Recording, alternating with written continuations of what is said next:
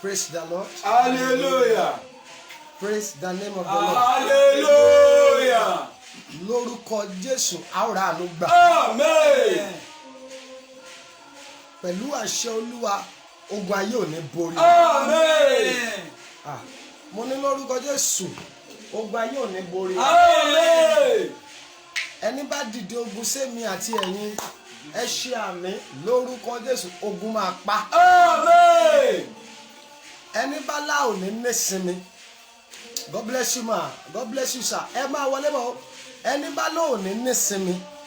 Ọ̀rọ̀ àṣẹ ni mo rán jáde o lórúkọ Jésù ẹni yẹn máa jáde. Amen. Ibi tó lu afẹ́ mú wa lọ lẹ́nu lé díẹ̀ sà.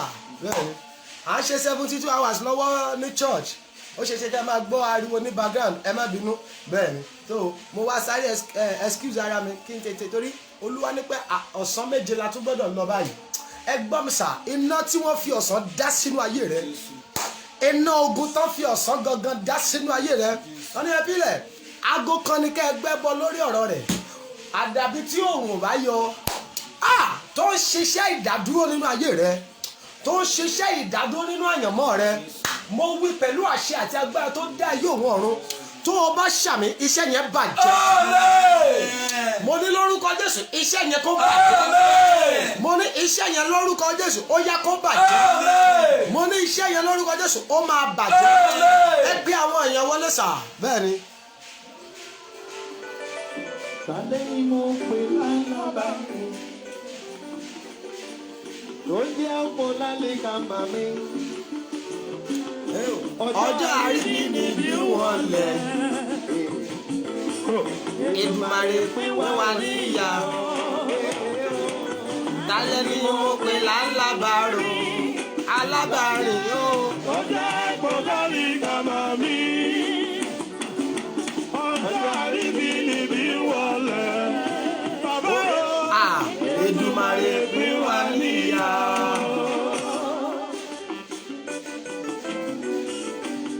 Á dáa fún yín bẹ́ẹ̀ tí ń wọlé yìí.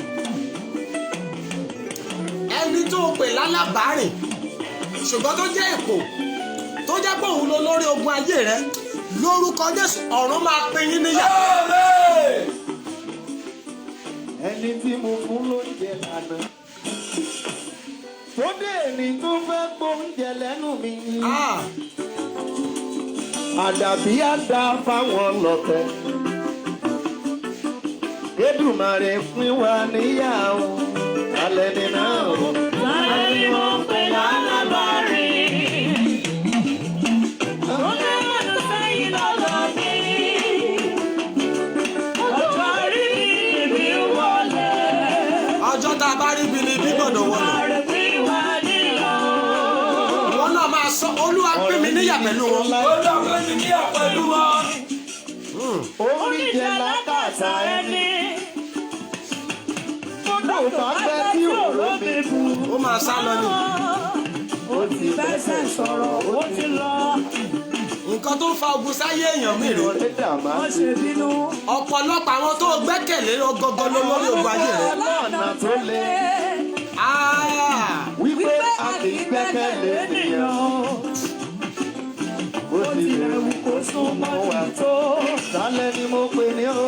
Alẹ́ ni mo pè lálábàárìn. Apọ́sù. Ó lé àánú sẹ́yìn lọ́dọ̀ mi.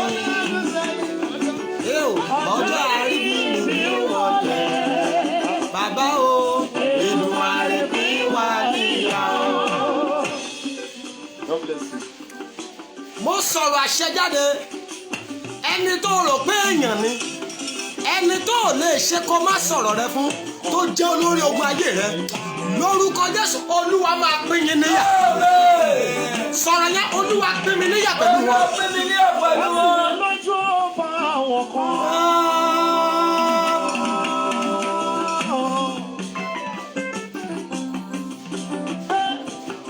Bí Ọlọ́run ti sọ mọ́lẹ̀ tó láyé. Síbẹ̀síbẹ̀, Wọ́n tó kúkú ṣe rí sáájú wọn. Wọ́n pọ̀ sán ṣe nìyàn. Wọ́n á jí kìlú lálẹ́. Máa fọ̀ sọ́ṣẹ̀ lọ. Ládáwóró. Wọ́n fẹ́ sọ lé Ọládàwóró. ní sàmì wọn ò ní nípa lórí rẹ. Ìbàdàn fẹ́ ṣubú.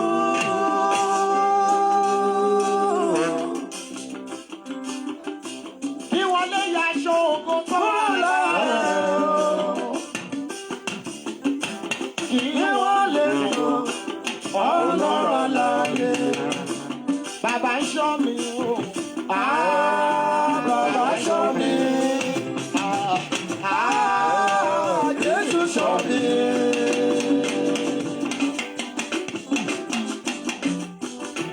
Ní ọdún 2007,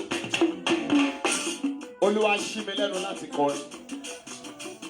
Ẹ sọ pé kí ló sọ? Ó ní ẹ̀rín kọ́ nífẹ̀ẹ́ o. Àpò mẹ́rin tó fẹ́ ni. ẹ̀rín kọ́ nífẹ̀ẹ́ o àwọn mẹ́rin tó fẹ́ ní. ìyá lè máa rẹ́ni sọ́mọ rẹ̀ kó dẹ̀ jọ lórí ogun ayé rẹ̀. Ilẹ̀kùn àbá máa ṣí fúnra wọn. God bless you wòlíì olódùmarè. Profession àwọn aṣọ mi. Ẹ̀rín kọ́ kọ́ nífẹ̀ẹ́ o àwọn mẹ́rin tó fẹ́ ní. ẹni tó ń bá ọ̀rẹ́ rìn tó dẹ̀ ń wá ìṣubú rẹ̀ lórúkọ Jésù ó máa ṣe ara rẹ̀. lékelèké ayé àparò ẹyẹ. Síbẹ̀ wọn kò jẹ́ fi mọ́ ara wọn. Bẹ́ẹ̀ ẹyẹ làwọn méjèèjì. Wọ́n lè jọ rìn lójoojúmọ́. ó kù ṣẹ́jú kékeré ibi tó lúwa ní alọ́ Aṣọ lẹ́nu yẹn. lékelèké funfun tàparò pupa. ẹ ṣí ẹ̀rẹ̀ ní 21 times. Ó gbà kí ọ̀rẹ́ òun máa pọ́n láṣọ. Kóun ṣáà máa dán ṣá. 1-0.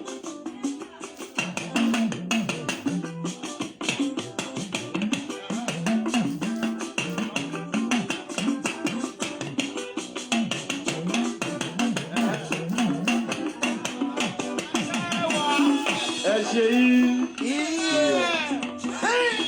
1-0. Àparò ń dún lọ́bẹ̀ títí tó fi mú egungun. Bẹ́ẹ̀ àṣírí àdùn lékelèké wọn. 1-1. ẹ wo àwọn ọ̀rọ̀ yẹn sà. Nìta ó wà. a ò mẹ́ni tó fẹ́ ní. ẹ̀rín kọ́ nífẹ̀ẹ́ o a ò mẹ́ni tó fẹ́ ní. Inú ọkọ̀ nílẹ̀kùn, àbá máa ṣí fúnra wa. God bless you. Good afternoon. Good morning, wherever you are watching me from. a ò mẹ́ni tó fẹ́ ní. ẹni tó finú hàn tó ṣe ẹ́ ẹni tó sọ̀rọ̀ ara rẹ fún tó dá ọ dúró àmì ni kí wọ́n táìpù sà lórúkọ Jésù Ọlọ́run gbàgbára lọ́wọ́. ọ̀rẹ́ ọ̀tá mi òun pẹ̀lú ọ̀tá mi. ọ̀rẹ́ ọ̀tá mi òun pẹ̀lú ọ̀tá mi. ọ̀rẹ́ tèmi òun pẹ̀lú ọ̀tá mi. Oh my God. àwọn méjèèjì wọ́n kóra jọ fún pàdé bòńkẹ́lẹ́. Farida ẹ ti ṣí ẹ ayé yín máa dìde. wọ́n pè pàdé ìyà wọ́n yí alága ìṣẹ́. ǹjẹ́ kí ni ẹsẹ̀ mi? wọ́n ní mo ń lo mọ́tò ńlá. ṣẹ́ṣẹ̀ tún nìyẹn. kíná tún ní mo ṣe wọ́n ní mò ń gbélé pẹ̀tẹ́ẹ̀sì. wọn ò fẹ́ mọ̀ bóyá èèyàn ra owó wọ́n ní yáwó mo ra ti mọ́tò lówó ni. mi ò dẹ̀ wá ruwó fáwọn. bẹ́ẹ̀ àbí. bàbá tó ń gbọ́ o ọ̀rọ̀ látẹnu ọ̀tá.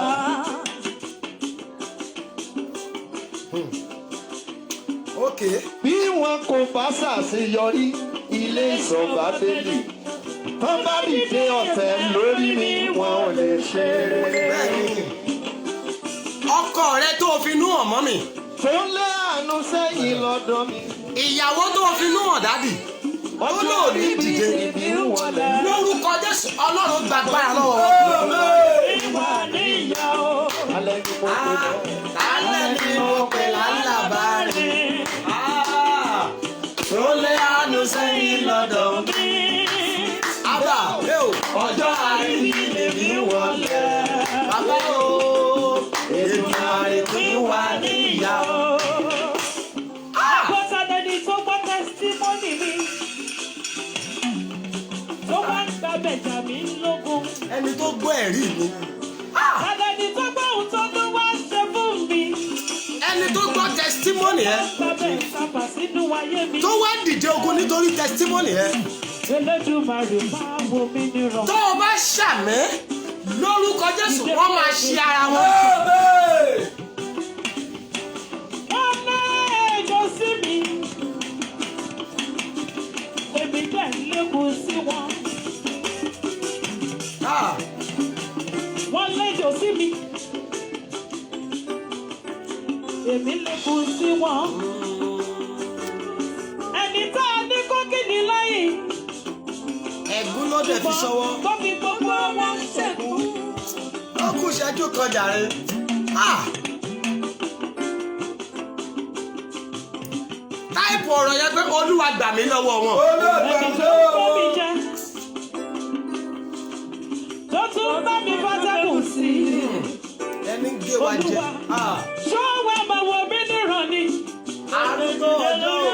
Má ṣe jẹ́ kọ́wọ́ wọn ó ká mi.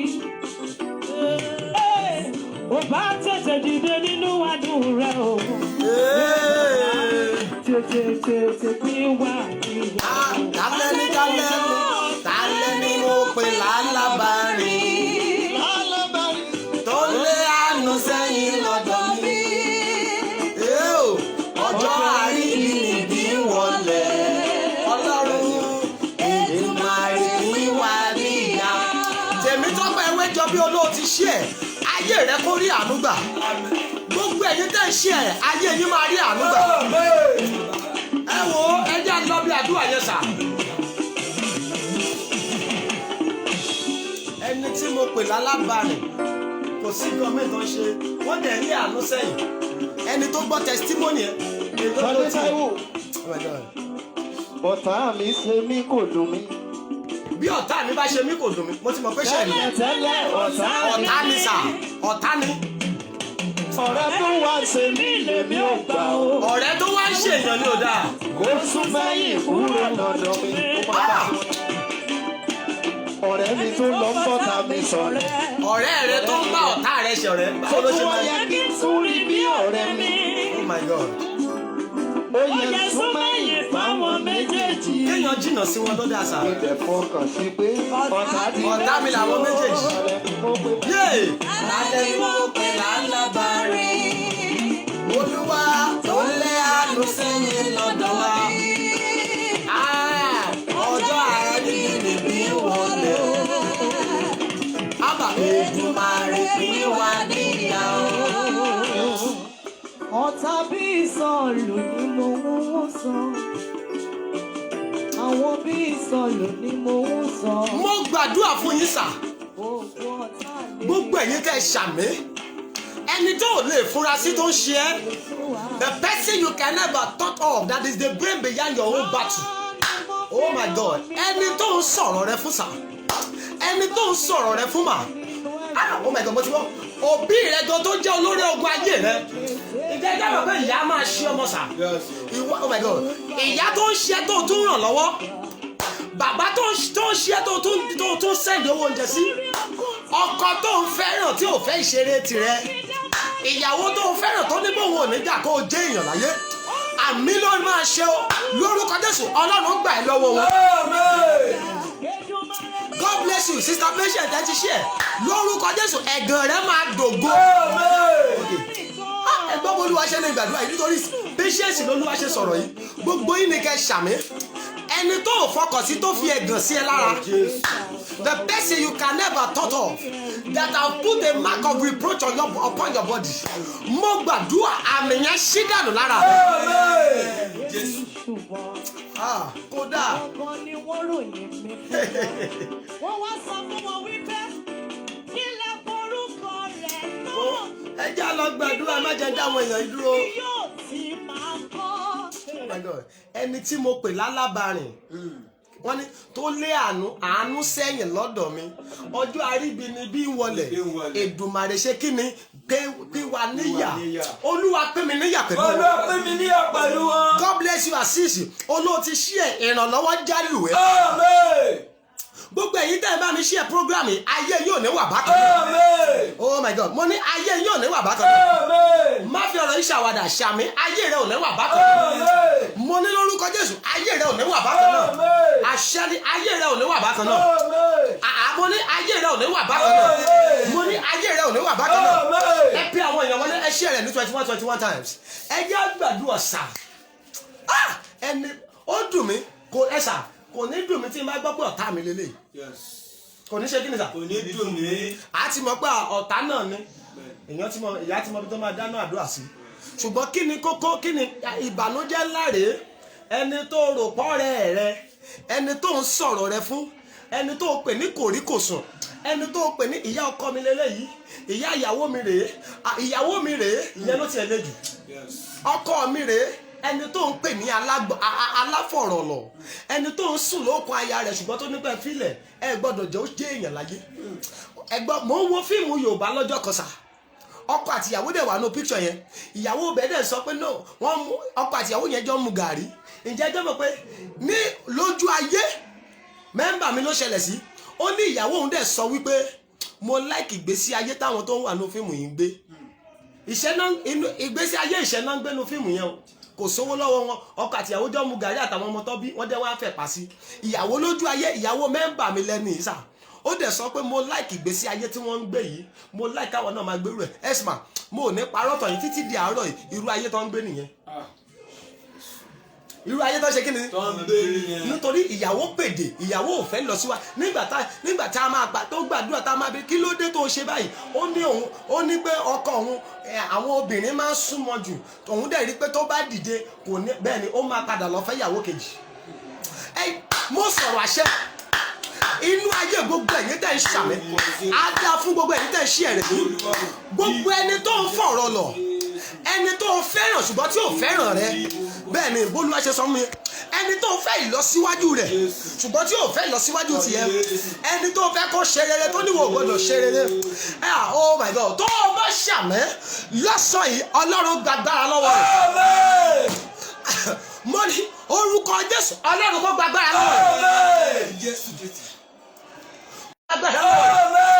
ẹsà ẹjẹ àgbàdua bẹ́ẹ̀ni jẹ àgbàdua bẹ́ẹ̀ ẹ pe orúkọ Jésù ẹyọmọ Ọlọ́run ẹ sọ fún Ọlọ́run ẹni tí mo bá rẹ́rìn ẹ jẹ́ pé àwọn God bless you ẹ má bá mi pe àwọn èèyàn wọlé ẹni tí mò ń bá rẹ́rìn ẹni tí mo bá rẹ́rìn tí ó dá ayé mi dúró ó dá ayé mi dúró Olúwa pín mi níyà pẹ̀lú ẹ Olúwa pín mi níyà pẹ̀lú ẹ jọ má fi ṣeré o bẹ́ẹ̀ni bí Olúwa ṣe ní àgbàdua àkọ́kọ́ nìyẹn màá wá mú ẹ lọ bí ọ̀rọ̀ tó Olúwa ní àgbàdua lé lórí ṣùgbọ́n jẹ́ àkọ́kọ́ ṣe iṣẹ́ yẹn tó o bá ṣe kò dáa kí ni kókó ẹni tó sọ pé no I love ó sọ pé I love you ṣùgbọ́n kò love ẹ dénú I love you ìwọ lọ́kàn mi ìwọ nífẹ̀ẹ́ mi ìwọ láyé mi you are everything I have you are all my all ṣùgbọ́n gbogbo èrò rẹ̀ ni pé kò jábọ́ ẹ̀sà irú ẹ̀ ṣẹlẹ̀ nínú Bíbélì Joseph fẹ́ràn àwọn ẹ̀gbọ́n rẹ̀ Joseph fẹ́ràn ẹbí rẹ̀ ṣùgbọ́n àwọn ẹbí rẹ̀ níbẹ̀ filẹ̀ alálàánì ló ń bọ̀ wá Genesis 37 ó ní alálàánì ló ń bọ̀ wá Bíbélì wọ́n dẹ̀ di rìkíṣí sí wọ́n lẹ̀ jẹ́ apá ìmọ̀kímọ̀ kò má gbọ́dọ̀ jọ ètekéte kò lè dúró ẹnikẹ́ni tó bá dẹrù ọ̀ràn ni yóò forí ara rẹ̀ gbé torí Olúwa lèmi bá dúró ẹ jẹ́ gbàdúrà wọ́n ní alálàánì ló ń bọ̀ wá ẹ wo wọ́n lẹ́sẹ̀kẹsẹ̀ Bíbélì wọ́n dẹ̀ di rìkíṣí sí let us kill him we will now see what is going to become of his dream ẹ pe àwọn èèyàn wọlé ìwọ tó olórí ọ̀fẹ́ àti create watch party invite àwọn èèyàn rẹ ẹ pe àwọn ọ̀pọ̀lọpọ̀ láyé dádúró ẹni tó dẹ̀ dádúró dúró kò jìnnà sí wọn abájọ ẹ̀sà àwọn Yorùbá ò lẹ́mìí mímọ́ wọ́n ní ọgbọ́n orí wọ́n ní pé kòkòrò tí ń jẹ̀fọ́ ìdí ẹ̀fọ́ ló padà wà ẹgbọ́n Yorùbá ò lẹ́mìí mímọ́ ṣùgbọ́n nígbà tí wọ́n máa súnmọ̀ ọ̀rọ̀ wọ́n ní bí ikú ilé ò pani tòde ò lè pani ẹ gbàdúrà ẹ ké ẹni tí mò ń rẹ́rìn sí tó ń wá ìṣubú mi. ẹni tí mò ń rẹ́rìn sí tó ń wá ìṣubú mi. Olúwa pín wa níyà. Olúwa pín wa níyà. Olúwa ṣe kí ni sà. Olúwa pín wa níyà. ẹ sọ pẹ̀lú Olúwa pín wa níyà. Olúwa pín wa níyà. ẹni tí mò ń rẹ́rìn sí. ẹni tí mò ń rẹ́rìn sí. ẹni tí mo fẹ́ ire fún. ẹni tí mo fẹ́ ire fún. ṣùgbọ́n tó ń wá ìṣubú èmi. ṣùgbọ́n tó ń wá ìṣubú èmi. Olúwa pín wa níyà.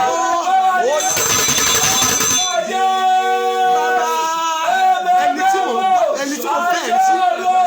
ẹni tí mo rẹ́rìn sí. Olúwa pín wa níyà. Ṣáìdà. Olúwa pín wa níyà. ẹni tí mo bá rẹ́rìn lọ́wọ́ ìṣubú mi.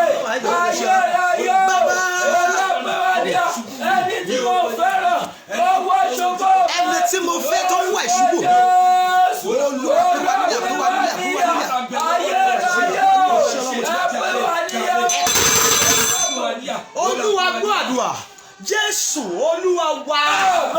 Ọ̀rọ̀ yẹn ò tí yẹ gbàdúrà yìí dáadáa nínú ilé tẹ́ tí wò mí. Tó bá jẹ́ bí iṣẹ́ níjọ máa gbà sínú fìtara gbà jákẹ́ mi rẹ̀ mọ̀ pé òun gbàdúrà. Ẹ jẹ́ àtú àdúrà yẹn bá. God bless you mọ́mí Esther Ọláolúwa ẹlẹ́tíṣẹ́ lórúkọ Jésù ayé yín máa rà àánú gbà.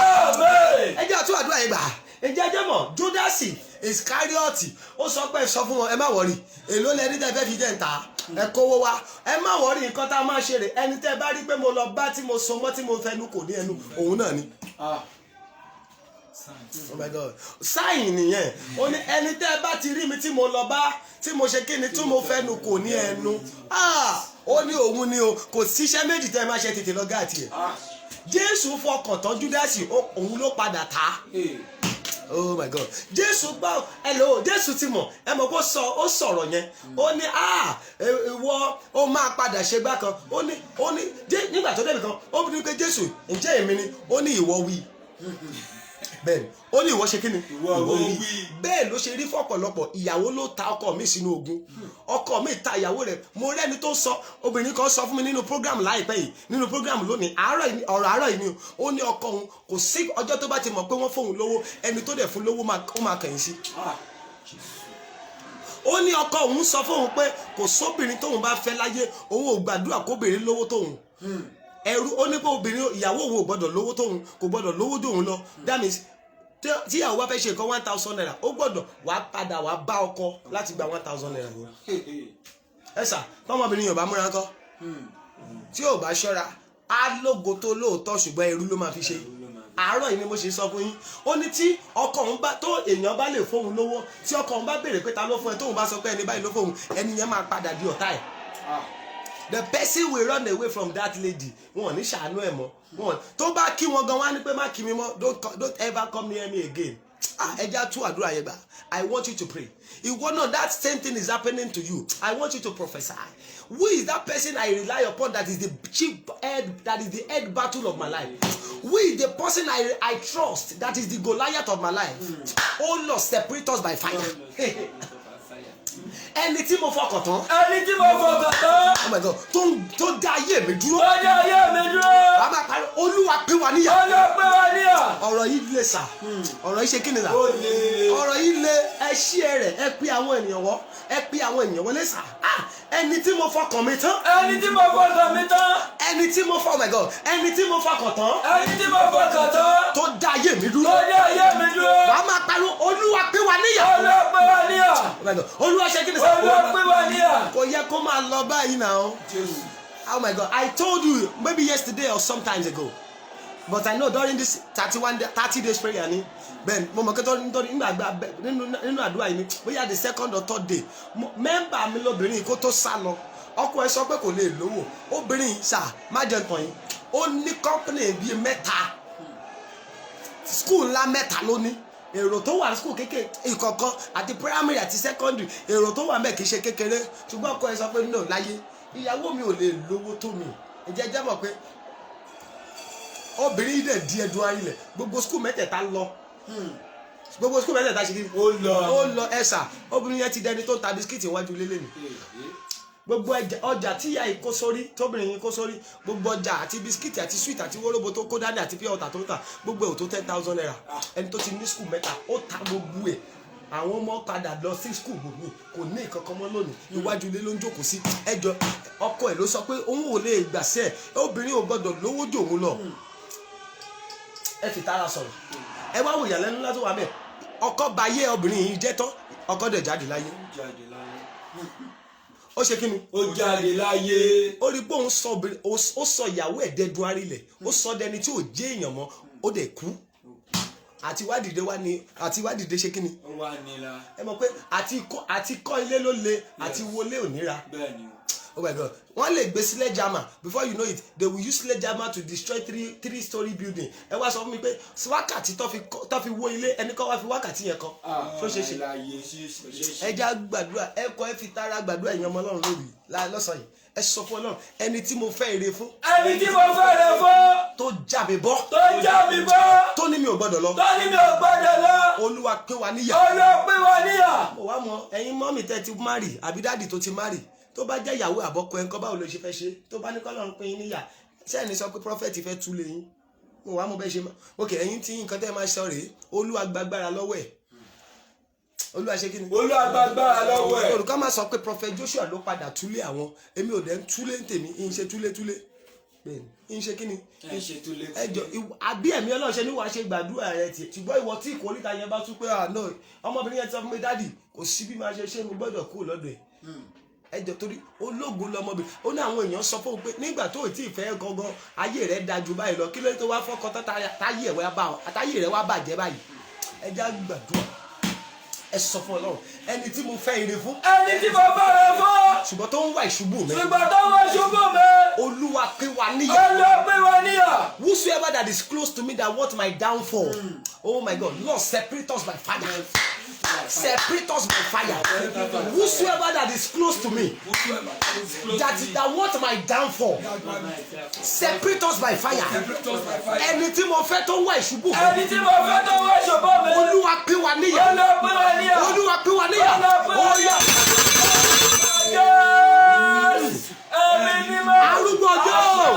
Ẹ sọ̀rọ̀. Ẹni tí mo fẹ́ tó wá ìṣubú mi. Olúwa pín wa níyà.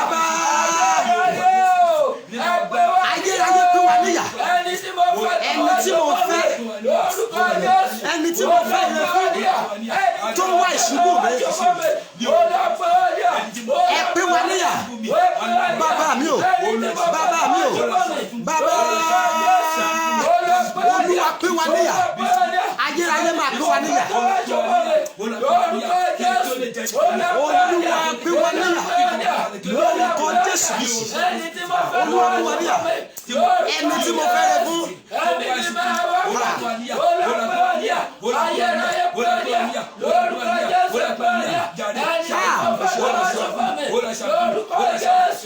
Olúwa pín wa níyà. Jésù Olúwa wa. Mo ń bọ̀ bí tọ́lúwa ní lọ lóru lọ́sàn-án yìí ṣùgbọ́n ẹgbẹ́ bólúwa ṣe ní ẹgbàdúrà yìí Olúwa gbàgbára lọ́wọ́ ẹni tó ṣe mí tó tún bá mi dárò. Olúwa gbàgbára lọ́wọ́ ẹni tó ṣe mí tó tún bá mi dárò. Ẹni tó ṣe kí ni? Tó ṣe mí tó tún bá mi dárò. Amaluba Saida Aikadobi ẹni ṣe mí tó tún bá mi dárò. Ẹni ṣe mí tó tún bá mi dárò. Olúwa gbàgbára lọ́wọ́ rẹ̀. Olúwa gbàgbára lọ́wọ́ rẹ̀. Oh my God, ẹ jẹ́ ayé padà ẹ pa. Ẹ pa.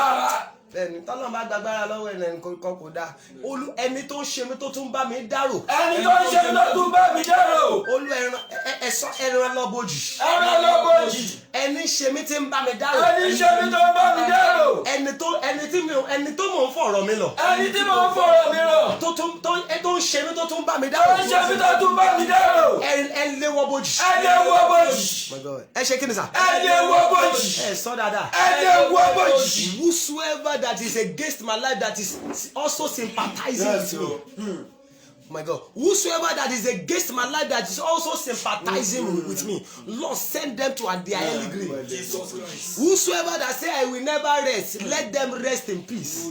One more type, or if you can type the prayer, please type it.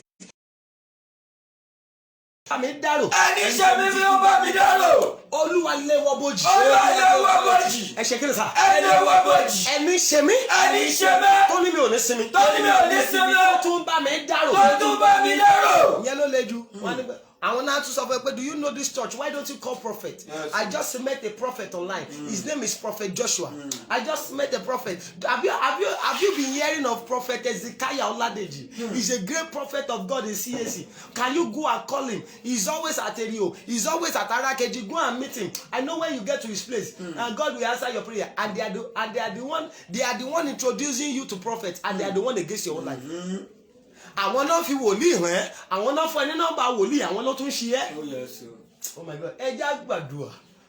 Oh my God ẹni ṣe mí tí ń bá mi dárò. Ẹni ṣe mí tó ń bá mi dárò. Olúwa má ṣàánú wọn. Olúwa má ṣàánú wọn. Má ṣe kí ni sà. Má ṣàánú wọn. Don't have mercy upon them. Whosoever that is against my life. That is also sympathizing with me. Yes. Oh Lord, take away mercy from their head. Oh Lord, take away mercy from them. Said, whosoever, ẹnikẹ́ni ni o. Ẹnikẹ́ni ni. Ẹnikẹ́ni. Ẹnikẹ́ni ni. Ẹnikẹ́ni ìbáwò kò jẹ́. Ẹnikẹ́ni ìbáwò kò jẹ́. Ẹni ṣe mí tó ń bá mi dárò. Ẹni ṣe mí tó ń bá mi dárò. Olúwa káàánú kúrò lórí. Olúwa káàánú kúrò lórí wọn. Ẹ káàánú kúrò lórí. Ẹ káàánú kúrò lórí. Ẹ káàánú kúrò lórí. Ẹ káàánú kúrò lórí. Ẹ káàánú kúrò lórí. Ẹ káàánú kúrò lórí. Ẹ lé wọ́n bójì. Ẹ lé wọ́n bójì. Jésù. Ẹ̀mí mímọ́. Bàbá mi o. Aṣọ́nù. Ẹni ṣe mi tó bọ́ mi dárò. Olúwa.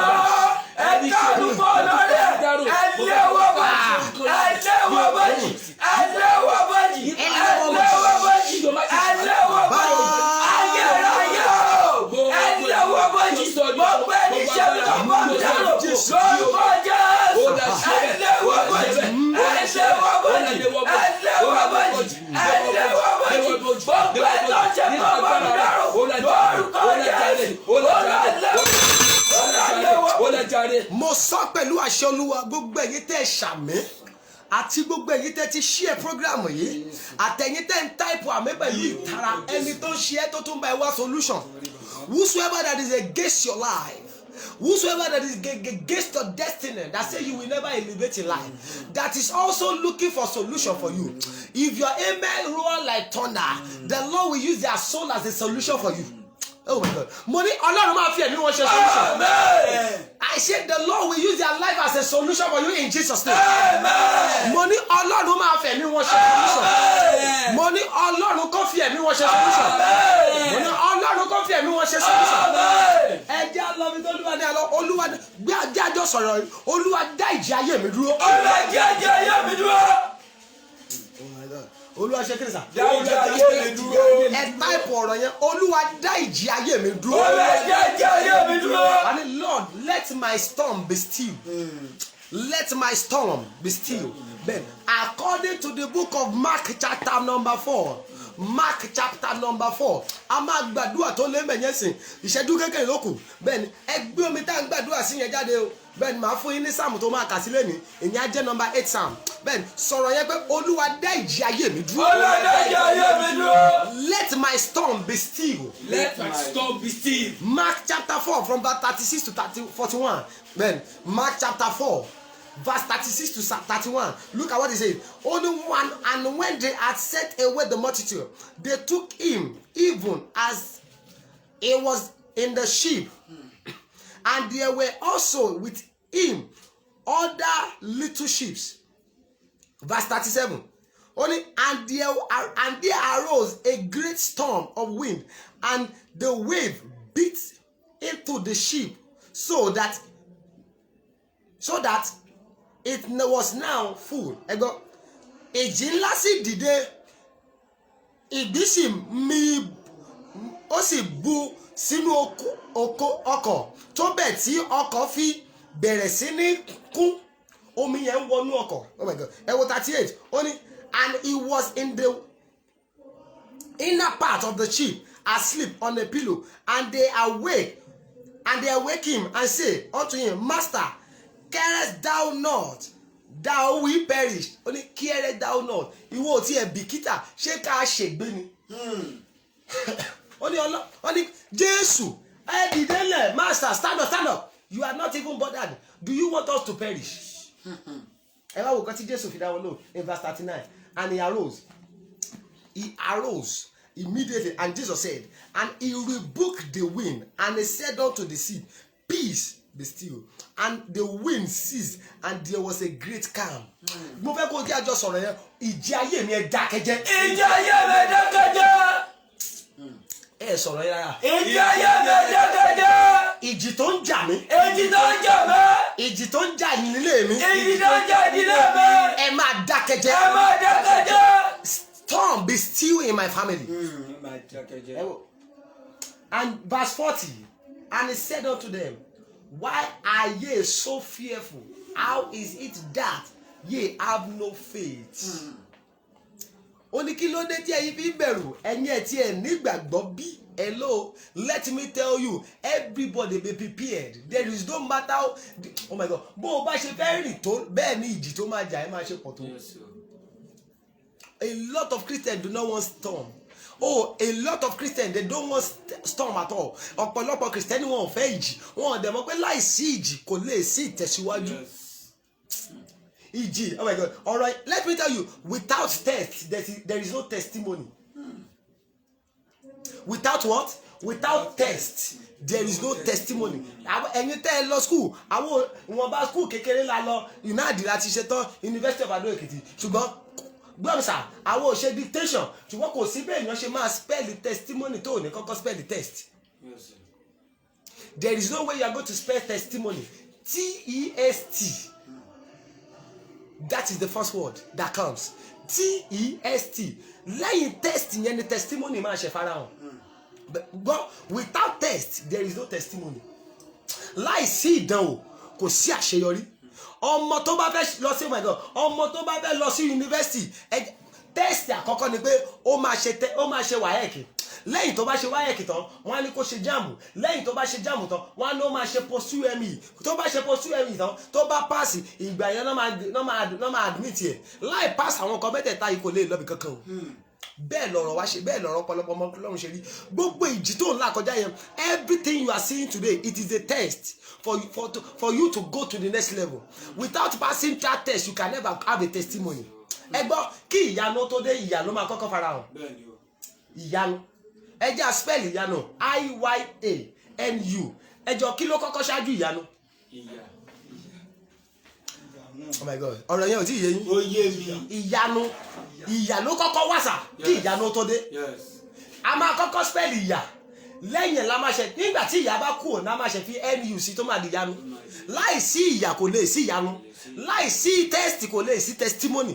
Ṣùgbọ́n ọ̀pọ̀lọpọ̀ fẹ́ ìyanu láìsí ìyà. Ojú ẹ gbọ́dọ̀ kọ́kọ́ rí. Bẹ́ẹ̀ ni àdúrà tí mo gbà fún ẹ rèé, ogun tó máa lé ju ẹ̀mí rẹ lọ kò ní jà. Amen. Mo ní ogun tó máa lé ju ẹ̀mí rẹ lọ, àmì tó lé ní kò ṣe kò ní jà wọ́. Amen. Kò sí bó ṣe fẹ́ lọ pele tuntun láyé tó ní là kọjá. Bí ògo rẹ bá ṣe pọ̀ tó dẹ̀ ní irú ogun tó máa là kọjá ṣe máa pọ̀ tó. The amount of your glory you carry is the amount of battle you face. Má jẹ́ kó tọ̀ ẹ́. Hello, gbọ́ dáadáa, Jésù sọ fún wa pé tó bá ti dénú ayé lọ máa gbáyùn ló. Ó ní ẹ̀sà ẹ gbọ́ o, ó ní ogun sì ń bẹnu ayé, ó ní ṣùgbọ́n ẹ tújú ká, mo ti ṣẹ́gun ayé. Ogun ṣe kí ni? Ogun bẹnu ayé, wàhálà bẹnu ayé ìjà. Ẹ gbọ́ olórí ayé àtijọ́ kan, ó ní mi ò mọ̀ pógun láyé o, ǹbá má ti múra sílẹ̀, ǹbá ti gbọ́kọ̀, ǹbá ti gbọ́ oríṣiríṣi, ǹbá ti gbé ìgbà ti gbé àdá àti ọ̀pẹ, ǹbá ti ṣe kí ni? Ó lóun ọ̀bá ti kó weapon oríṣiríṣi. Later he now said, I don't know that even the battle of this world is not about sword, it's not about gun, it's not about spear, it's not about sword. Battle of this world, oh my God. Ẹgbọ́ battle of this world, àwọn tó ń ṣe ẹjọ́ wà lórí bẹ́ẹ̀dì báyìí ò ní mọ̀ pé àwọn ló dá ìdúró. Oh my God. Àwọn tó ń ṣèyàn ẹ̀tújọ́ máa sọ̀rọ̀ ò ní mọ̀ pé àwọn gan ló ṣe é. Mo gbàdúrà ẹnikẹ́ni ìbáwù kó jẹ́ sà, ẹnikẹ́ni ìbáwù kó jẹ́ mà tó dá àyànmọ́ rẹ dúró. Dẹ̀dẹ̀ ríra yín lójoojúmọ́ àṣẹ rẹ̀ Ọlọ́run gbàgbára lọ́wọ́. Amen. Jẹ́ wá sọ fún ẹ, oh my God, kí ni iṣẹ́ tí ìjì ń ṣe? Màá kàn sọ mẹ́rin fún ẹ, adé lọ gbàdúrà mẹ́ta, a parí fún tòní. Ẹ má gbàgbé tó bá di ọjọ́ méje tó kù báyìí, ọjọ́ méje yìí àti bẹ̀rẹ̀ kan lẹ́nu báyìí, ọjọ́ mẹ́fà tó tún kù, aago kan ọ̀sán la tún máa pàdé. Lẹ́yìn ọjọ́ tá a bá tún ṣe ọjọ́ méje ọ̀sán, Olúwa tún ní pé ká tún pàdé lálẹ́. Bẹ́ẹ̀ni, ẹ jẹ́ sọ fún ẹ, iṣẹ́ méje tí ìjì ń ṣe, number 1, the work of the wind. Number 1, it's going to return you to where you are coming from. Ìjì tí ìjì bá jàyàn á dáyàn padà síbi tó ti ń bọ̀. Ọ̀rọ̀ yẹn ò tí ì yé yín. Ó yé mi. Ìjì tí ìjì bá jàyàn sà, tí ìjì bá ja ọmọ ológo á sọ mílíọ̀nù àdẹni tí ò padà ní nǹkan kan mọ́.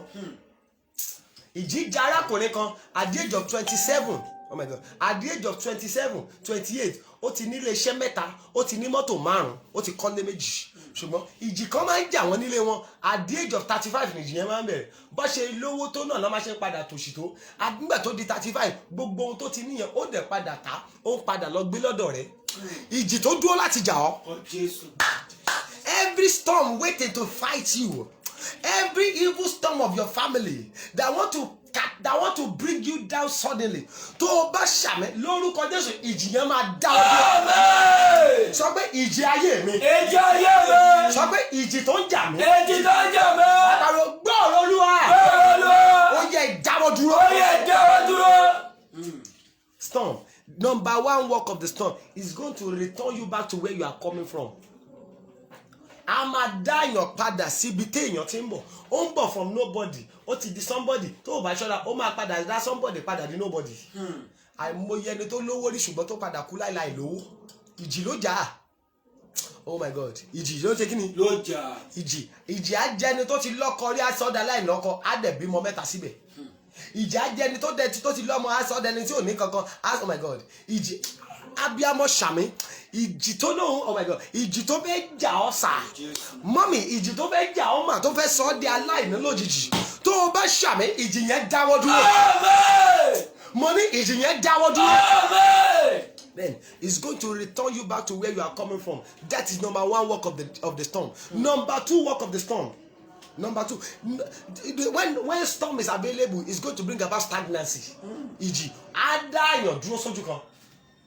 Oh my God. Ẹ̀yin tí èmi ò tí dórí mo tí wọ bóòtù rí ṣùgbọ́n à ń wo nínú fíìmù tí ìjì bá ń jà tá bá wo fíìmù tó bá ní pé wọ́n ṣe fíìmù ní olómi tí ship wà lórí omi tí tó bá ní ìjì there is a storm on the water before you know it the ship will not be able to move forward the ship will remain stand still. Ó dìgbà tí odò bá calm ó dìgbà tí sea yẹn bá calm kó tó move. Ẹ̀sà tó bá jẹ́ ọdún mẹ́wàá ni ship yẹn fi calm nǹkan. Ẹ wo yẹ á jẹ́ pé ọdún mẹ́wàá náà máa fi dá dúró.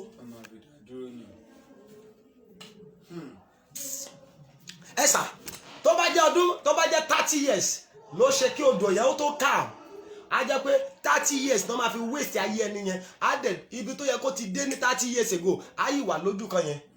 Mo gbàdúrà ìjì ìdádúró lára rẹ okay jájọ sọ̀rọ̀ ìjì ìdádúró nínú ayé mi. ìjì ìdádúró nínú ayé mi. Every storm of stagnancy in my body. Every storm of stagnancy in my body. Ó yá be terminated by fire. Be terminated by fire. Gbogbo ìjì ìdádúró. Gbogbo ìjì ìdádúró. Tó dá mi dúró sójú kan. Tó dá mi dúró sójú kan. Tó jẹ́ kí àwọn ẹgbẹ́ mi lọ jù mí lọ. Tó jẹ́ kí àwọn ẹgbẹ́ mi lọ jù mí lọ. What am I saying? Every storm of stagnancy that allow my mate to go ahead of me. Mo sọ pẹ̀lú àṣẹ Olúwa tó o bá ṣàmì ó yá ìjì yẹn dáwọ́ dúró. Mo ní ìjì yẹn dá dúró. Ìjì yẹn dáwọ́ dúró. Ó yá kó dúró. Ẹ táìpù àmì mo ní kó dúró. Mo ní kó dúró. Kó dúró. Kó dúró. Kó dúró. Lára rẹ̀. Kó dúró. Kó dúró. Kó dúró. Kó dúró. Kó dúró. Kó dúró. Kó dúró. Kó dúró. Kó dúró. Kó dúró. Kó dúró. Dúró. Dúró. Dúró.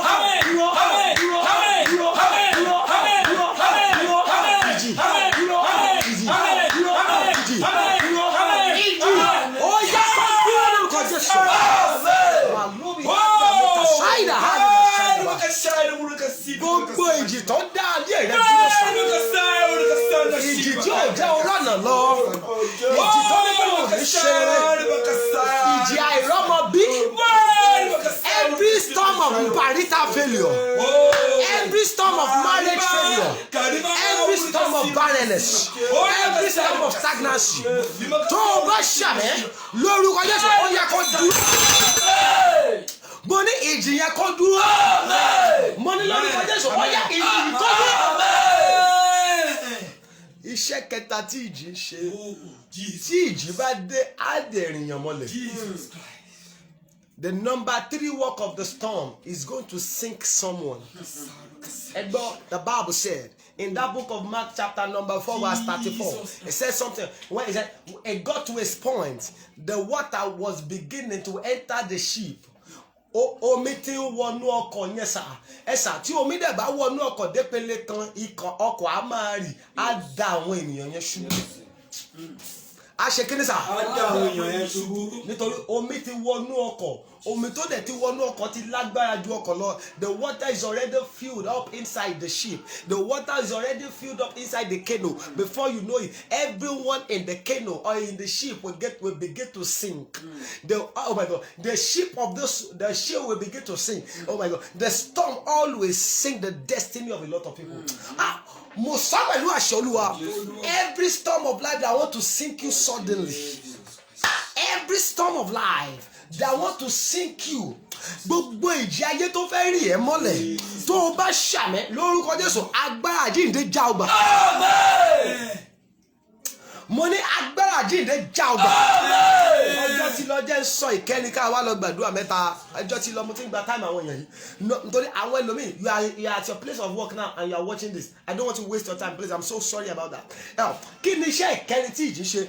You will see your vision, but it will not allow you to become a reality. Á jẹ́ kí èèyàn rí ọjọ́ iwájú rẹ̀ kò ní jẹ́ kí èèyàn débẹ̀. ìjì á ṣe kí ni. á jẹ́ kéèyàn rọ́jọ́ The storm will allow you to see your future, how bright your future is. It will allow you to see the greater heights where God is taking you to. But the storm of this world will never allow someone to get there. Oh my God. Ǹjẹ́ ẹjẹ́ wọ̀ pé ìjì yẹn ló jà Mósè? Moses in the Bible, that storm overcame his life. Oh my God. Then suffer. The Bible said, almost 40 years in Lofi, he left the house of Pharaoh at the age of 80. Oh my God. He brought the children of Israelites out for 40 years at the age of 120. Ẹgbọ́n nígbà tó ṣe gbogbo iṣẹ́ ìtàn nítorí ìjì kan wà nílé wọn, ìjì tó máa mú wọn bí nínú àkókò àṣeyọrí. Ìjì yẹn ó dúró dé sà. The Bible said, ó kù ọjọ́ mọ́kànlá, Olúwa ní pé when you get to that rock, speak to the rock. Bá àpáta yẹn sọ̀rọ̀. These people are about to drink water. When you get there, speak unto the rock, and I will bring out water. Because there is a storm in his family that does not allow them to succeed. The storm will allow them to the storm will allow them to struggle. They will gather, but it will not allow them to eat the reward of what they have gathered. Ìjìyẹn ní pé ilé ẹjẹ́ kó ṣe wàhálà ẹjẹ́ ọdún ṣe pé Olúwa ní kó lọ bá àpáta sọ̀rọ̀ ni àwa ó ní ìjì kan tó ń jalè rẹ̀ ìjì tí ò kí jẹ́ kó ṣàṣeyọrí ó ní ẹbílẹ̀ṣẹ́ nígbà tó máa débẹ̀ gan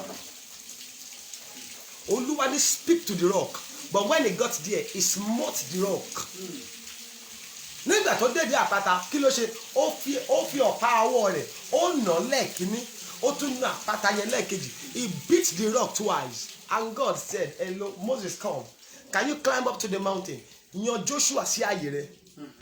Gbọ́dọ̀ adá ọ̀gá, you have 11 days. Ẹ wo iye ọdún tó ti fi kó wọn jáde ní ilẹ̀ ìgbèkùn. Ẹ wo iye ọdún tó ti fi kó wọn jáde. Oh, ìjì yẹn sọ pé àti bá tiẹ̀ jẹ́ṣẹ́ he is not going to enter the land of Canaan. Bíbélì ní pé Ọlọ́run dẹ̀ sọ pé Mósè yan ẹlòmíì sí ààyè rẹ̀, yan Joshua sí ààyè rẹ̀. But you have just 11 days. You have just 11 days to enter the land of Canaan. But there is a storm. This storm has overcome you. What is that storm? The storm of anger. Ìjì ìbínú. Oh my God. Obìnrin kan wà ní ṣọ́ọ̀ṣì wa tẹ́lẹ̀. Níbí báyìí. Ọ̀pọ̀lọpọ̀. I'm talking about almost 15-20 years ago. Ó ló mojú Olúwa fọ́mọ. Irú 72 hours tá à ń ṣe lọ́wọ́ ìlú Olúwa là ń ṣe lọ́wọ́. Ohùn Olúwa jáde pé ìyá Olúwa sọ pé òun ti dá ẹ lóhùn ṣùgbọ́n ṣọ́ra fún ìbínú kó oore tó wọn Ọlọ́run ṣe kó má bàa padà bàjẹ́. Obìnrin yẹn ò mọ̀ pé òun ti lóyún nínú prógrámù yẹn gan. Bó ṣe ó pariwo pé Olúwa ṣe òun kẹ̀ ìbínú kẹ̀ I will never get angry. Ọ̀tá yẹn á rò pé ọ̀dẹ̀ ó rò pé àfọgbọ́n orí ṣe ni ó rò pé ipá òun lòun fi lè ṣe tó yẹ kó béèrè pé kọ́lọ́run náà òun lọ́wọ́. Ǹjẹ́ jẹ́ mọ̀ pé àárọ̀ Saturday tá a parí program tí everybody ń lọ lé ó wọ mọ́tò Ìkọ̀tún orí ló pé ló ń gbé ó wọ mọ́tò Ìyànà Pàjà láti Ìkọ̀tún ó fún kọ̀ǹdọ́tọ̀ lówó kọ̀ǹdọ́tọ̀ ò tètè fún change kọ̀ǹdọ́tọ̀ ní mọ́mí ẹ ní sùúrù I will give you your change I will give you your change. Lẹ́sẹ̀kẹsẹ̀ ẹ̀mí ìjì yẹn balẹ̀ inú bí lẹ́sẹ̀kẹsẹ̀ she slapped the conductor 3 times immediately as she was stopping the 3rd time ẹ̀jẹ̀ dà lára rẹ̀. I can tell you obìnrin yẹn ti jáde láyé sìn kò bímọ tó fi jáde láyé. Iṣẹ́ ìjì ni bẹ́ẹ̀ ìjì yẹn dá àyànmọ́ rẹ̀ dúró kò jẹ́ ó bímọ. Ìjì ìbínú ó máa ń da ìlérí ó máa ń yẹ ìlérí Ọlọ́run nínú ayé ènìyàn. Wo ọ̀pọ̀lọpọ̀ a lot of time that the Lord wanted to give you your miracle èdè àìyedè ló máa dé especially when most you have prayed a powerful prayer before you know it you will get angry on something that does not have any meaning. Ìwọ àtọkọ rẹ àbí ìyàwó rẹ ẹ jọjà before you know it nǹkan ayé á dẹ̀ dànù ẹ tún wá padà from square one ẹ tún wá máa start all over again. Á jẹ́ kéèyàn rí ọjọ́ iwájú rẹ̀ bó ṣe dáa tó kò ní jẹ́ kó débẹ̀ ẹjọ́ ẹjẹ́ lọ gbàdúrà ọjọ́ ti lọ ó kù ìṣẹ́jú 10 péré ẹjẹ́ gbàdúrà 3 péré ẹjẹ́ sọ fún Ọlọ́run ẹ pe orúkọ Jésù pẹ̀lú ìtara ìjì tó fẹ́ já mi bọ́. Ìjì tó fẹ́ já mi bọ́. Oh my God. Ìjì ilé wa. Ìjì ilé wa. Tó ní mi ò gbọ́dọ̀ ṣe rere. Tó ní mi ò gbọ́dọ̀ ṣe rere. Tó ní mi ò gbọ́dọ̀ ṣe rere Tó ní mi ò gbọ́dọ̀ ṣe rere. Ó yẹ máa dákẹ́. Ó yẹ máa dákẹ́. Every every storm in our family Every storm in our family. that say I will never succeed easily. That say I will never succeed secretly. ó ga ẹ pẹ̀lẹ́ àdúrà náà dandan ni ẹ ó jèrè àdúrà. Amen. ìjì ilé wa Èjì lé wa. tó ní mi ò gbọdọ̀ ṣe rere ní Tó ní ọ̀run. yóò gbọ́dọ̀ ṣe é lọ. wà á ní pé ó yẹ ẹ máa dákẹ́ o Ó yẹ máa dákẹ́. ẹ máa dákẹ́ jẹ́ Ẹ máa dákẹ́ jẹ́. ẹ máa dákẹ́ jẹ́ o Ẹ máa dákẹ́ ó jẹ́. yẹ sọ́dàdúrà. Lórúkọ Jésù. Ẹ̀mí mímọ́. Aṣọ ọ̀rọ̀. Ọjọ́ ìdílé wa. Ìdílé wa tó ní mi ò ní Ìdílé ṣe wa rere ní tó ọ̀run. ní mi ṣe. Ó yẹ máa dákẹ́ jẹ́. Ẹ máa dákẹ́ jẹ́. Ẹ máa dákẹ́ jẹ́. Ìdílé wa tó ní mi ò ní ṣe. Ẹ máa dákẹ́ jẹ́. Ayérayé o. Ẹ máa dákẹ́ jẹ́. Ìdílé wa tó ní mi ò ní ṣe. Lórúkọ Jésù. Ẹ máa dákẹ́ jẹ́ o. Ayérayé o. mo sọ pẹ̀lú àṣẹ Olúwa, God bless you. ìjì ilé yín tó lóun ní ṣe rere ní ìrọ̀rùn. ìjì ilé yín ìjì tó máa ń jà wọ́n níran yín tó ní kò sí bó ṣe máa ṣe ò ní ṣe rere ní ìrọ̀rùn. Every storm in your family that say you will never succeed easily, if you shout the loudest amen, I prophesy that storm is terminated in the name of Jesus. Amen. Money, that storm is terminated in the name of Jesus. Amen. Okay, ẹ jẹ́ gbàdúrà kejì lẹ́yìn ilé òkè ẹ̀yọ̀kan ìjì tó fẹ́ já mi bọ́ Èjì tó fẹ́ já mi bọ́. níbi gíga. Níbi gíga. ìjì tó fẹ́ ṣe kí ni sà? Ìjì tó fẹ́ já mi bọ́. Níbi gíga. wà á máa pariwo ó yẹ ẹ dákẹ́ Ó yẹ dákẹ́. ó yẹ ṣe kí ni. Ó yẹ dákẹ́. ìjì tó fẹ́ já mi bọ́ níbi gíga. Ìjì tó fẹ́ já mi bọ́ níbi gíga. tó bá dẹ̀ ti já yàn bọ́ àti dìde máa tún nira. Then, storm ni they say this storm bring her down from the greatest the bigger heights and let her be the person that is giving before let her begin to beg. ṣé ọ̀rọ̀ yẹn ò tí yé yín. ìjì á dẹ̀ jẹ́ ni tó ti ń fúnyàn tó ti ń fúnyàn ní 100,000 tó ti ń fúnyàn 200,000 á jábọ́ àpadà dẹni tó tọrọ 5,000 naira. ẹ kọ́kọ́ wọ́n jábọ́ bí gíga ni.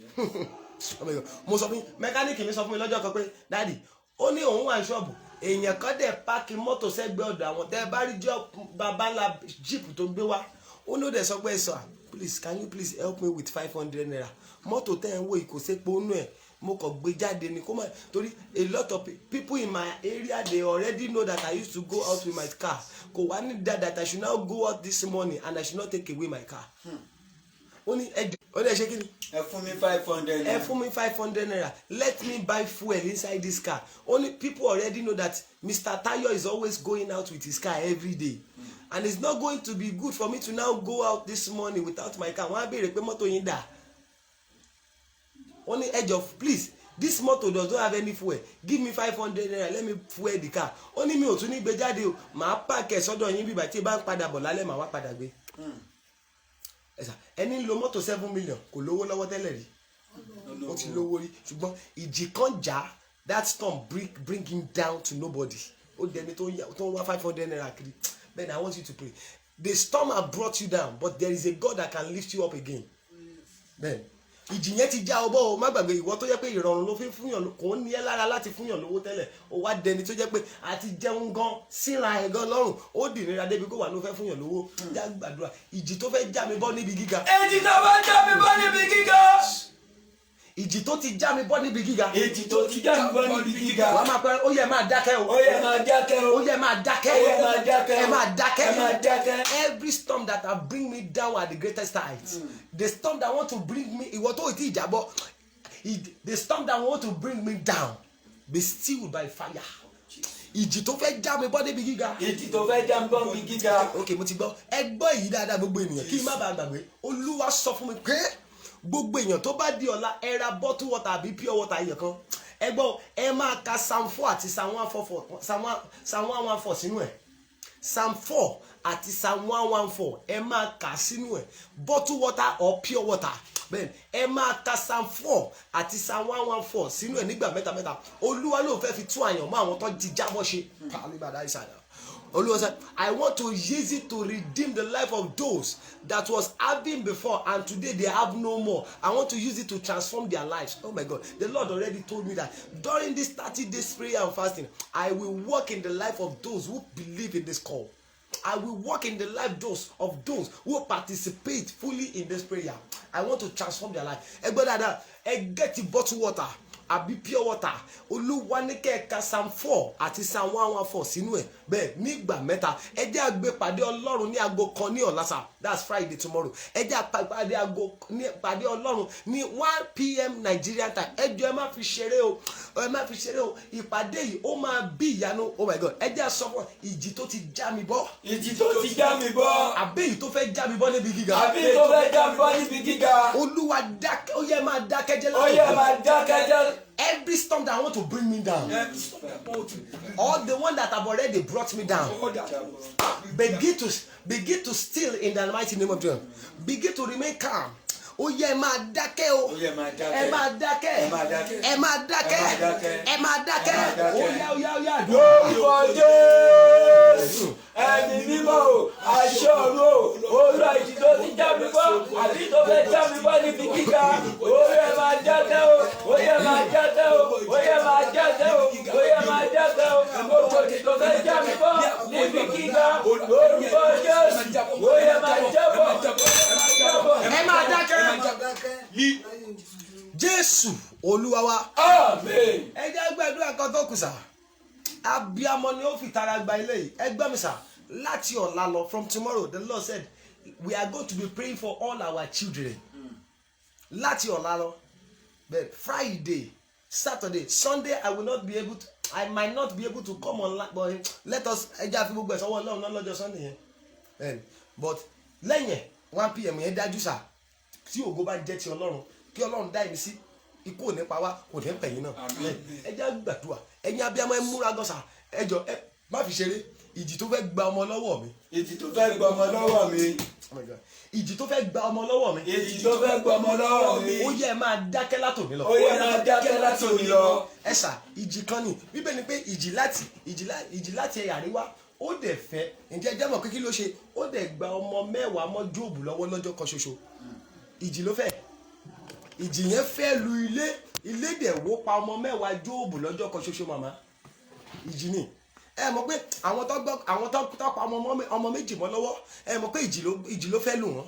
Mo fẹ́ kó jẹ́ àjọ gbàdúrà. Ìjì tó fẹ́ gba ọmọ lọ́wọ́ mi. Ìjì tó fẹ́ gba ọmọ lọ́wọ́ mi. Wà á máa pariwo ó yá máa dákẹ́ látòní. Ó yá máa dákẹ́ látòní lọ. Ẹ jọ̀ọ́ ẹ sọ báyìí ìjì tó fẹ́ gba ọkọ lọ́wọ́ mi. Ìjì tó fẹ́ gba ọkọ lọ́wọ́ mi. Oh my God, má fi ṣeré. Ó lè sọ fún gbà náà dáàdi ọkọ mi ò dá ẹ ló wọ́n yín pé ẹni Mrs. Lágbájá kò ní dá kọ́ change ẹ̀kọ́ sọ́ di pé widow àbí widow wa. Ìjì tó fẹ́ gba ìyàwó lọ́wọ́ mi. Ìjì tó fẹ́ gba ìyàwó lọ́wọ́ mi. Wàá máa pariwo ó yẹ máa dákẹ́ jẹ́. Ó yẹ máa dákẹ́ jẹ́. Ẹ fẹ́ kó ọjọ́ tí ń lọ a fẹ́ kó gbogbo àdúrà yẹn pọ̀ ní. Ìjì tó fẹ́ gba iṣẹ́ lọ́wọ́ mi. Ìjì tó fẹ́ gba iṣẹ́ lọ́wọ́ mi. Ọdún kan tí wọ́n ṣe ọ̀nà abúlé gbà ìyá kan ní kó rúùmù síbẹ̀ 3-story building ló ní kó fi ní kó fúrúùmù yẹn òun ló níbẹ̀ yẹn ó kọ́lé sẹ́yìn ọkọ ẹ ti balẹ̀ pé kò sí nǹkan tó tún fẹ́ ṣe òun mọ́ ọ̀sọ́kọ̀ orúkọ wọ́n débẹ̀ wọ́n ní wọ́n fẹ́ ṣe ọ̀nà wọ́n dẹ̀ wó gbogbo ẹ̀. Ẹ ṣàmọ́mì obìnrin yẹn kò lọ ọ̀sẹ̀ méjì ó jáde láyé ó ní kí ló tún kó òun kù ohun tó àgbẹ́kẹ̀lé òun náà ti wó yìí. Àwọn ẹ má gbàgbé ọdún tó kọjá wọ́n ní iná jó ní Balógun lẹ́kọ̀ọ́ ọjà worth of millions lójó ní ọ̀sẹ̀ yìí àbọ̀sẹ̀ tó kọjá mo gbọ́ ní ìsìn yẹn wọ́n nípa ọjà kan jó nílùú Ìbàdàn wọ́n lòyìn iye owó tó jóná síbẹ̀ ẹ̀sà ibo làwọn yẹn fẹ́ wà lónìí ìjì wọlé ni ó sọ ẹni tó ti níṣẹ́ dá láì níṣẹ́. Oh my God, ǹjẹ́ jẹ́ mọ̀ pé ìjì á máa wọlé storm will come á sọ landlord ìjì á dẹ̀ wọlé landlord á padà dẹni tó lọ ń gbé lọ́dọ̀ ènìyàn kí ló dé nítorí pé ìjì wọlé ó dẹ̀ jó ilé rẹ̀ gbogbo àgbẹ́kẹ̀lé rẹ̀ dẹ̀ jóná mọ́lé. Ẹni tó ti nílé ẹni tó ti di landlord tọkọ ẹni ti balẹ̀ pé àmì landlord àmì this ó dẹ̀ di ẹni tó padà lọ ń gbé lọ́dọ̀ rẹ̀. Ẹ jẹ́ gbàdúrà ìjì tó fẹ́ gba ọmọ lọ́wọ́ mi. Ìjì tó fẹ́ gba ọmọ lọ́wọ́ mi. Àdúrà kan tó kù nìyẹn o ìjì tó fẹ́ gba ọkọ lọ́wọ́ mi. Ìjì tó fẹ́ gba ọkọ lọ́wọ́ mi. Ìjì tó fẹ́ gba aya lọ́wọ́ mi. Ìjì tó fẹ́ gba aya lọ́wọ́ mi. Ìjì tó fẹ́ gba iṣẹ́ lọ́wọ́ mi. Ìjì tó fẹ́ gba iṣẹ́ lọ́wọ́ mi. Ìjì tó fẹ́ gba ilé lọ́wọ́ mi. Ìjì tó fẹ́ gba ilé lọ́wọ́ mi. Wàá máa pariwo sí Ọlọ́run ó yẹ máa dákẹ́. Ó yẹ máa dákẹ́. Lórúkọ Jésù ìwọ ìjì dákẹ́. Lórúkọ Jésù ìwọ ìjì dákẹ́. Lórúkọ Jésù ìwọ ìjì dákẹ́. Lórúkọ Jésù ìwọ ìjì dákẹ́. Lórúkọ Jésù ìwọ ìjì dákẹ́. Lórúkọ Jésù ìwọ ìjì dákẹ́. By the name of Jesus you storm be still. Lórúkọ Jésù ìwọ ìjì máa dákẹ́ o. Lórúkọ Jésù ìwọ ìjì máa dákẹ́. Ìwọ ìjì máa dákẹ́ o. Ìwọ ìjì máa dákẹ́. Lórúkọ Jésù máa dákẹ́. Máa dákẹ́. Lórúkọ Jésù máa dákẹ́. Lórúkọ Jésù máa dákẹ́. Lórúkọ Jésù máa dákẹ́. Lórúkọ Jésù máa dákẹ́. Lórúkọ Jésù. ẹ̀mí mímọ́ o àṣẹ ọ̀run o ìwọ ọlọ́run alágbára ló pàdé sí orúkọ rẹ ní orúkọ àṣẹ náà gbogbo ìṣọ́ tó tàbí àlọ́ gbogbo ìjayẹ ni yóò dákẹ́ máa dákẹ́. ó yẹ máa dákẹ́ lórúkọ Jésù. nípa àṣẹ ẹ máa dákẹ́ gbogbo tó dàgbà nípa tí ọmọ ní. a lè fà sáyidà dàlú ìjọba yìí. káàbà lẹ́bàdọ́s. ẹ máa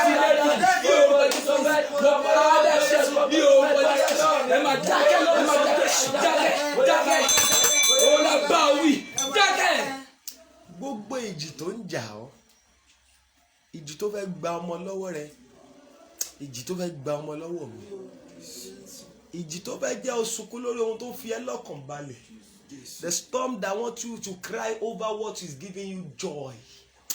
I come against that storm by the power in the name of Jesus Christ.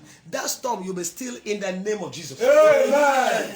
Ìjì tó fẹ́ gba ọmọ lọ́wọ́ rẹ sá, mọ́mì, ìjì tó fẹ́ gba ọmọ lọ́wọ́ rẹ, ìjì tó fẹ́ gba ọkọ lọ́wọ́ rẹ màmá, dádì, ìjì tó fẹ́ gba ìyàwó lọ́wọ́ wa, ìjì tó fẹ́ gba iṣẹ́ lọ́wọ́ wa sá, ìjì tó fẹ́ sọ láńlọ́ọ̀dù di tẹ́nàntì lójijì, ìjì tó fẹ́ sọ ẹni tó ti ń fúyàn dẹni tó ń padà tọrọ.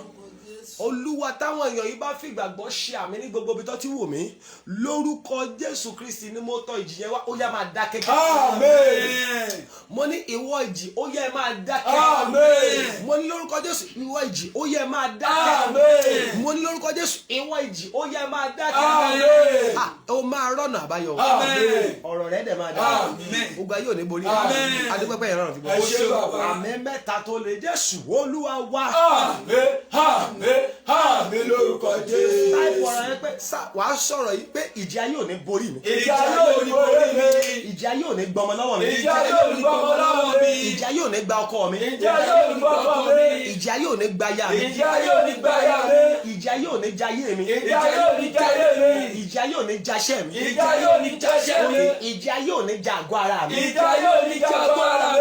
Ìjì ayé ò ní ja ilé mi o. Ìjì ayé ò ní ja ilé mi. Ohun tó múnú mi dùn ìjì ò ní bàjẹ́. Ohun tó múnú mi dùn ìjì ò ní bàjẹ́. Ọkọ tó múnú mi dùn ìjì ayé ò ní gbà. Ọkọ tó múnú mi dùn ìjì ayé ò ní gbà. Aya tó múnú mi dùn ìjì ayé ò ní gbà. Aya tó múnú mi dùn ìjì ayé ò ní gbà. Iṣẹ́ tó fi mí lọ́kàn balẹ̀ ìjì ayé ò ní gbà o. Iṣẹ́ tó fi mí lọ́kàn balẹ̀ ìjì ayé ò ní gbà. God bless you. Lórúkọ Jésù àdúrà rẹ máa gbà. Àmín. Ṣàmì àdúrà rẹ máa gbà. Àmín. Mo ní àdúrà rẹ máa gbà. Àmín. Ojú ò ní tì. Àmín. Ìjì ò ní jà. Àmín. God bless you sir, God bless you ma. Ẹ má gbàgbé. Sáàmù kẹjọ rèé. This is number 8 Psalm. It's Psalm 112. Psalm 112. Ẹ má gbà. If today is your first time of watching me, ẹ lọ ra ever water ńlá. That is the prayer the Lord said we should pray for these 30 days. And on the 30th is going to be the last day. That 30th is my birthday celebration. That's the way we are always doing every year. From April 1 to April 30 is always called Covenant Month today, whereby we are going to be praying and fasting. Then, so April 30 is the birthday celebration. But if you are just joining us, get a big ever water, and you are going to get a pink soap. That's going to be a bathing soap, a pink one. Get it. Only just ever soap, only just the top soap, only just Premier or anyone. You get it. Tape it around the water. So you will read. Let me give you the number 1 to number 8, which is today. Let me give you the psalm. Then you read Psalm 3. Okay, and then get a pink soap. London in Belgium.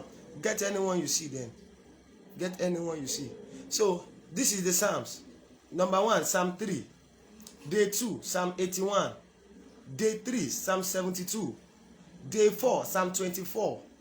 Day 5, Psalm 22. Day 6, Psalm 114. Psalm 114 for day 6. Day 7, Psalm 12. And today, which is day 8, Psalm 112. Psalm 112. Psalm 112. That is the for today. Ẹ má wá gbàgbé, ẹ ra pure water ẹyọ kan, àbí kẹ́ ẹ ra bottle water ẹyọ kan. Okay. Day 1. Ó ní come again. Nígbà tó yẹ pé wàá máa pẹ́ wọlé ni mo tún ráyọ̀. Ìjà tèmi àti ẹ ó dẹ̀yìn ètò wọ́n ti fi ṣe kó máa pẹ́ dé ọkọ ọmọ mi Pastor Moses nìkan ni òun pẹ́ ìwọ́n tiẹ̀ ọ̀rọ̀ ilé ta ni. Day 1 Psalm 3, Day 2 Psalm 81, Day 3 Psalm 72, Day 4 Psalm 24, Day 5 Psalm 22, Day 6 Psalm 114, Day 7 Psalm 12, and today which is Day 8 Psalm 112. Ẹ kà á sínú omi yẹn kẹ́ wá tọ́jú ẹ̀ síbi kan tó special lọ́dọ̀ yín. By tomorrow God is going to give us the number 9 home. Àdúrà àwọn tí ń lọ díẹ̀díẹ̀ nìyẹn. Ó kù how many days? Ó kù 22 days àbí? Èmi ní 8. Ó kù 22 days. Ìṣẹ́jú mélòó ní 22 days máa fi pé. Mo dẹ̀ dúpẹ́ lọ́wọ́ gbogbo ẹ̀yin tí Ọlọ́run lò fún ìpàdé. It has not been easy. Ẹ̀yin náà ń try o. Kì í ṣe kékeré ẹ̀ ń try. Lórúkọ Jésù ẹ ò ní àdúrà yín máa gbà o. Amen. Gbogbo ẹ̀yin tọ́lọ́run dẹ̀ ń lò pé ẹ̀sà àdáde ẹ gbowó dátà ẹ gbowó epo ẹ gba owó kẹ́ máa fi bírèkì ẹ ṣe gba lórúkọ Jésù ojú ò ní tì yín. Amen. Ọwọ́ yín ò ní kàn ṣàlẹ̀. I pray in all areas of life God will lift you up in the mighty name. Bẹ́ẹ̀ni lórúkọ Jésù ọ̀rọ̀ yín máa dayọ̀. Amen. Airtel la fi ń ṣe dátà wa torí MTN ò dá ládùúgbò yìí so tó bá wà wọ̀n ẹ̀ pé ó fẹ́ ṣe dátà fún wa you can give us the Airtel kíni Airtel card ká fi ṣe dátà bẹ́ẹ̀ni and ìwọ tó wù pé prophet ẹ gbà daddy is your daughter o that make me alábòsí àpárọ̀ mọ̀mọ́ mi ìwọ ni ìwọ gan ẹ̀mí létí wà nínú ayé kì í ṣe dọ́tà mi má parọ́ mọ́ so ìwọ tó bá wù pé dáàdi ẹ má bínú ẹ fi lè ra orange ẹ fi ra fruit ẹ fi ra milk àbí kẹ́ ẹ máa mu díẹ̀díẹ̀ o lè pè wá adẹ́fẹ́ ní account details lórúkọ Jésù ọ̀rọ̀ yìí máa dayọ̀ on the 30 ní birthday celebration I'll be expecting you bẹ́ẹ̀ni lórúkọ Jésù ó máa ṣojú ẹ̀mí àtẹ̀mí àti yín. God bless you sir. Don't forget tomorrow 1 p.m. Nigerian time. I love you all with the love of God. Lórúkọ Jésù ó máa ní testimony. Amen. Oore ọ̀fẹ́ tí bàbá tí ọmọ tí ẹ̀mí mọ́ kó fi dáhùn ó mú lọ lẹ́sẹ̀ ẹ̀jẹ̀ Jésù ṣe dìde àdúrà ìyanu máa tẹ̀lé adúpẹ́pẹ́ yẹn náà tó Jésù Kristi Olúwa wa. Àmín àmín àmín lórúkọ Jésù. Èmi Joshua ní ẹ̀rí kan. Èmi Bọ̀dé lẹ́rìí kan. ẹ jẹ́ wo èèyàn má jí tó máa sáré táìpù ẹ̀ pé èmi Joshua ní ẹ̀rí kan. Èmi Bọ̀dé lẹ́rìí kan. Thank you in advance má tí kí mi kí alábòsí nìyẹn ó ti mọ̀ kí mo ti bínú sóhun ló ṣe sáré kí mi happy birthday in advance mo ti gbọ́ ẹ jẹ́ ìwé tó máa àwọn méje tó máa tètè táìpù ẹ̀ jàre èmi Joshua ní ẹ̀rí kan. Èmi Bọ̀dé lẹ́rìí kan. Ta lẹni àkọ́kọ́ tó táìpù ẹ̀ báyìí Tájù lórúkọ Jésù ẹ̀rí ti kàn yẹn o. Àmín. Mr. Tájù ní èmi Tájù lẹ̀rí kan. God bless you. I am the next to testify. Then that's the English. I am the next to testify. God bless you. Tèmítọ́pẹ́ èmi lẹ̀rí kan. Motúnráyọ̀ ìwọ lẹ̀rí kan. Bẹ́ẹ̀ni Tèmítọ́pẹ́ lẹ̀rí kan. Tèmítọ́pẹ́ ti di méje òkè jẹ́ sọ pé Tèmítọ́pẹ́ àríyọ̀ ìwọ lẹ̀rí kan. Màmá Amẹ́nẹ́wọ̀ lórúkọ Jésù ìwọ lẹ̀rí kan. Ọlásùnkànmí ó máa dẹ̀ ní ẹ̀rí. Bẹ́ẹ̀ni Patience part Patience ni o kàn má kọ páàtì o. Mo mọ̀ èmi ti báyìí pé Patience yẹn pé ìwọ Patience ní ẹ̀rí kan. Bẹ́ẹ̀ni then surprise birthday gift is coming. Oh mọ bó ṣe mú mi ó ṣe jàre. God bless you. I love you all with the love of God. Let us meet. Don't forget to read your Psalm 4 and Psalm 114 into that water. I love you all with the love of God. Do have a pleasant day. Thank you sir. Thank you ma. Èmi lẹ̀rí kan. God bless you TJ Lawal. Thank you sir.